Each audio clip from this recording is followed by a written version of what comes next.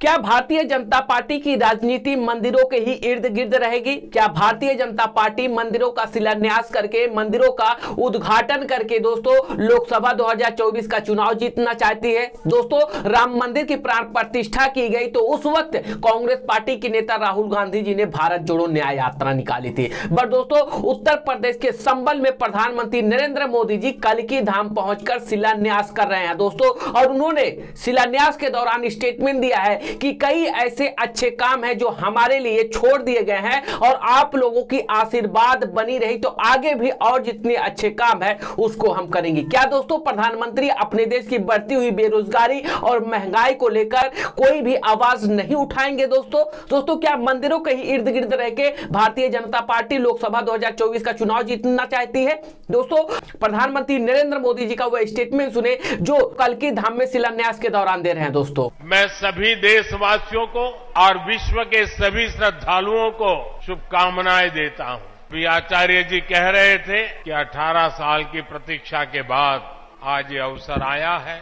वैसे भी आचार्य जी, कई ऐसे अच्छे काम हैं जो कुछ लोग मेरे लिए ही छोड़ करके चले गए हैं और आगे भी इतने अच्छे काम रह गए हैं ना, उसके लिए बस ये संतों का, जनता जनार्दन का आशीर्वाद बना रहे, उसे भी पूरे करेंगे।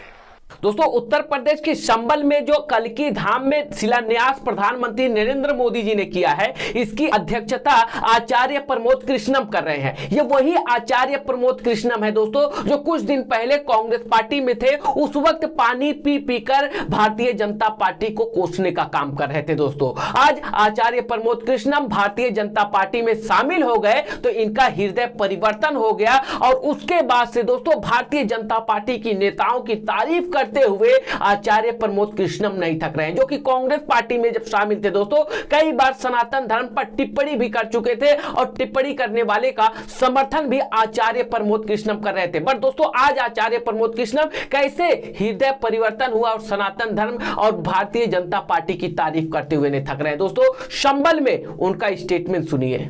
परम श्रद्धेय भारत के यशस्वी, तेजस्वी, ओजस्वी और तपस्वी प्रधानमंत्री श्री नरेंद्र मोदी जी का इस कल्की धाम की पावन धरा पे मुझे स्वागत करने के लिए कहा गया है। शबरी के पास बेर थे, विदुर के पास साग था, लेकिन हमारे पास तो आपका स्वागत करने के लिए सिवाय भावनाओं के, पुष्पों के कुछ भी नहीं है, कुछ भी नहीं है। कि पुराणों का उद्घोष है कि जब जब धरती पे अधर्म बढ़ता है, भगवान कृष्ण का गीता में उद्घोष है कि परित्राणाय साधूनाम विनाशाय च दुष्कृताम धर्म संस्थापनार्थाय संभवामि युगे युगे।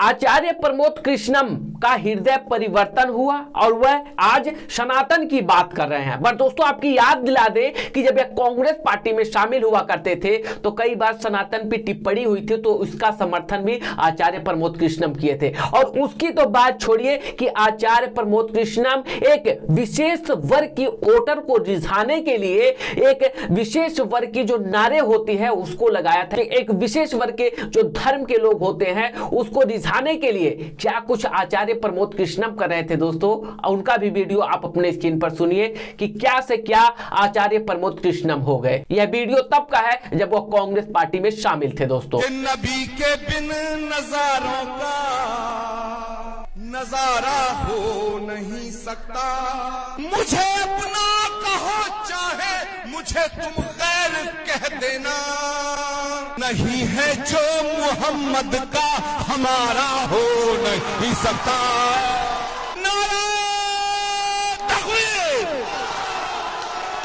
नारा रिसालत, अल्लाहू अकबर, नारा तकबीर, नारा रिसालत जिंदाबाद। मैं आपकी नजर कर रहा हूं तमाम शुरा हजरात, तमाम मोहतरमा यहाँ जो तशरीफ फरमा। लोकसभा 2024 में भारतीय जनता पार्टी को हराने के लिए कांग्रेस पार्टी ने इंडिया गठबंधन का गठन किया था। बट इंडिया गठबंधन के तमाम ऐसे राजनेता हैं दोस्तों जो इंडिया गठबंधन से बाहर हो चुके हैं, चाहे अरविंद केजरीवाल हो, चाहे नीतीश कुमार हो, चाहे पश्चिम बंगाल के मुख्यमंत्री ममता बनर्जी जी हो। बट दोस्तों, उत्तर प्रदेश की बात की जाए तो उत्तर प्रदेश के पूर्व मुख्यमंत्री अखिलेश यादव जी के राजनेता स्वामी प्रसाद मौर्य भी समाजवादी पार्टी से दूरी बना चुके हैं और वह अपनी खुद की पार्टी बनाने का ऐलान कर चुके हैं। और उन्होंने अखिलेश यादव जी को लेकर स्टेटमेंट दिया है कि ना तो उनकी केंद्र में सरकार है ना तो राज्य में सरकार है, वह हमें कुछ दे नहीं सकते। जो कुछ उन्होंने दिया है उसे हम सम्मान पूर्वक उन्हें वापस कर देंगे। और पिछड़े, गरीब और आदिवासी और मजदूर और किसानों को लेकर वह हमेशा आवाज उठाते रहे हैं और आगे भी आवाज उठाते रहेंगे। दोस्तों, स्वामी प्रसाद मौर्य अखिलेश यादव जी को लेकर क्या कुछ स्टेटमेंट दे रहे हैं, उनका भी वीडियो आप सुनिए। और वह उत्तर प्रदेश में नई पार्टी का गठन करने वाले हैं। दोस्तों, उनकी कही बात उनको मुबारक।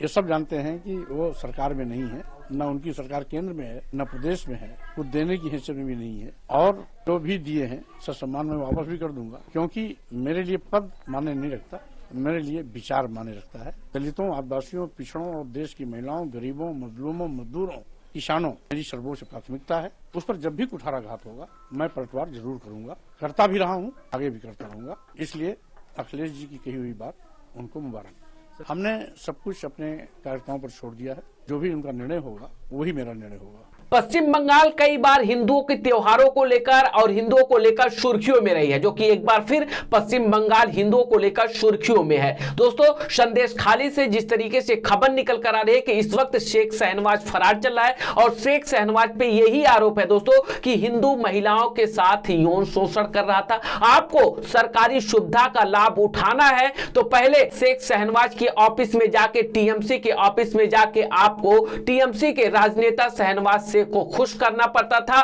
तब आप सरकारी सुविधाएं उठा पाते। आप उनकी बातों को नहीं मानते तो आपके सामने आपके परिवार को मारा पीटा जाता था, आपके परिवार को धमकी दी जाती थी। जो पिछड़े और आदिवासी और किसान थे उनकी जमीनों पर जबरन कब्जा करने का भी आरोप शेख शहनवाज पे लगाया जा रहा है। दोस्तों, ये वही शेख शहनवाज है जो ईडी के गाड़ी पे भी हमला करवाया था। दोस्तों, आज इसी शेख शहनवाज के ऊपर यौन शोषण का आरोप लगाया जा रहा है कि जो कि इस वक्त वह फरार भी चल रहा है। दोस्तों, लूट कर रहे शेख शाहजहां जैसा लोगों ने हमारी जो फिशरमैन है, हमारी जो दलित है, हमारी जो एससी कम्युनिटी का किसान है, सबका जमीन को लूट रहे हैं। Mamta knows what has happened over there. Hindu ladies have been molested, raped, and now she's trying to cover it up. जब बहनों को प्रताड़ित किया जा रहा था, वो जब गुहार लगा रही थी न्याय की, उस समय अगर सजग हुए होते तो आज ये समय, ये दिन न देखना पड़ता। ये ममता दीदी की तानाशाही है। उनको रोकने की बजाय शेख शाहजहां को रोका होता तो ये दिन न देखना पड़ता।